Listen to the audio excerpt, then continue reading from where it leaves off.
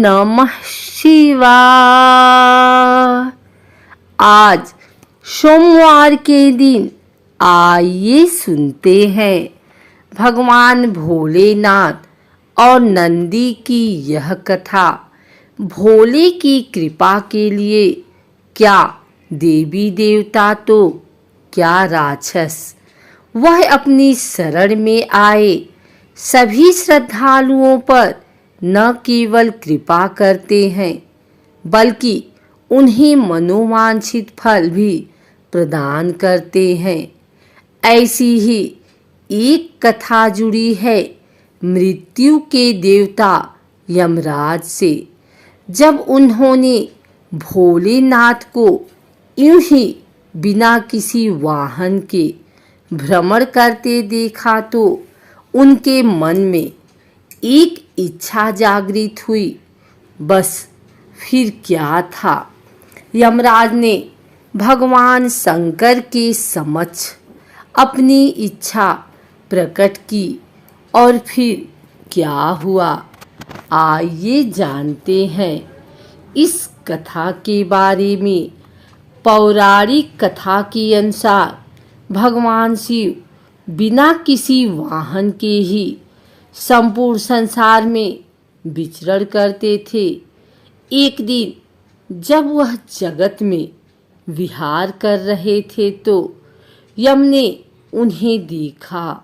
उनके मन में यह बात आई कि वह भोलेनाथ के वाहन बन जाएं, लेकिन यह इतना सहज नहीं था।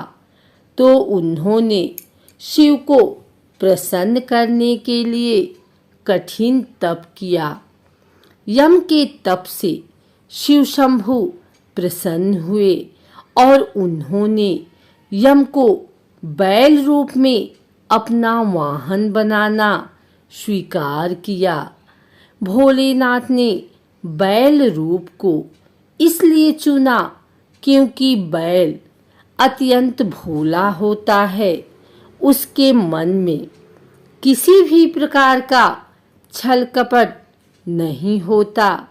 यही वजह है कि भोले बाबा ने बैल यानी कि नंदी को अपना वाहन नियुक्त किया। यही नहीं, शिवजी ने नंदी को अपना प्रधान सेनापति भी बनाया। कहा जाता है कि भगवान शिव की सेना नंदी बाबा के कहने पर ही चलती थी।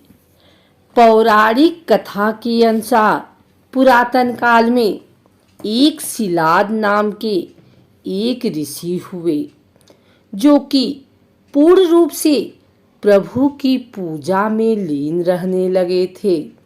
ऐसे में परिवार के लोगों को उनके वंश की चिंता हुई।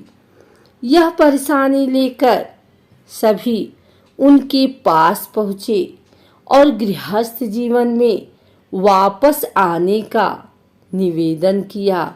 हालांकि वह नहीं माने, लेकिन उन्होंने जन्म मृत्यु से परे संतान प्राप्ति के लिए देवराज इंद्र की पूजा की।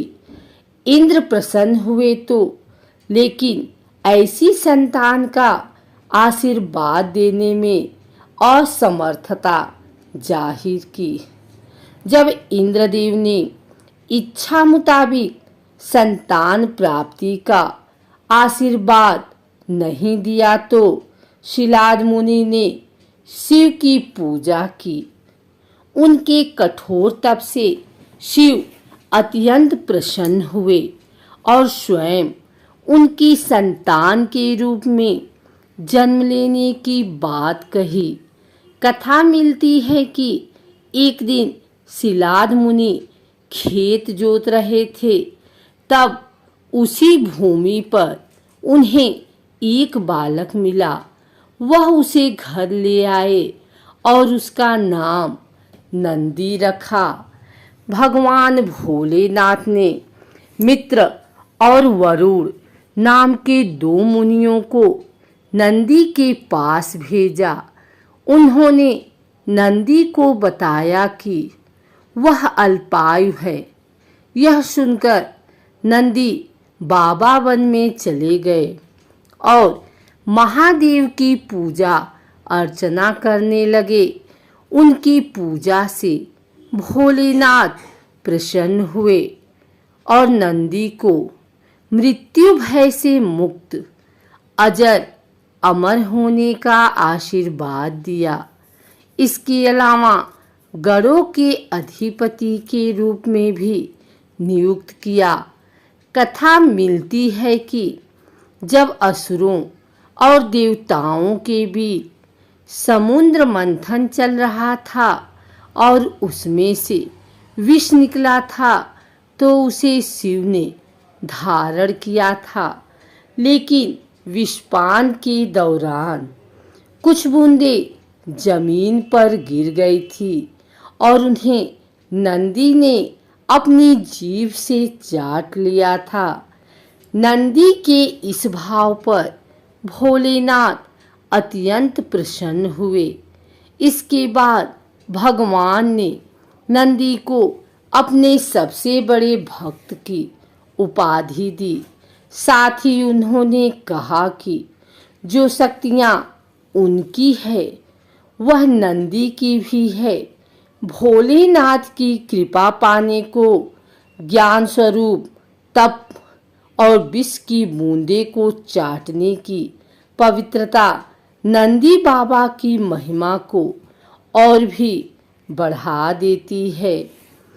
भोले बाबा ने नंदी को यह आशीर्वाद दिया था कि उनकी पूजा से पहले नंदी की पूजा की जाएगी। यही वजह है कि हर शिवालय में नंदी बाबा की मूर्ति जरूर होती है। यही नहीं, यह भी मान्यता है कि यदि आपको भोलेनाथ से कुछ मांगना है और आपने नंदी बाबा के कानों में सच्ची श्रद्धा, पवित्रता और अटूट निष्ठा से अपनी बात को कह दी तो वह भोलेनाथ तक जरूर अर्जी पहुंचा देते हैं। यही नहीं, शिव भी मुराद पूरी कर देते हैं। अगर आपको हमारी वीडियो अच्छी लगी हो तो इसे लाइक करें, कमेंट करें, शेयर करें। हमारे चैनल भक्ति गाथा को सब्सक्राइब करके बेल नोटिफिकेशन ऑल पर सेट कर लें ताकि आगे आने वाली वीडियो सबसे पहले आप तक पहुंच सके। धन्यवाद।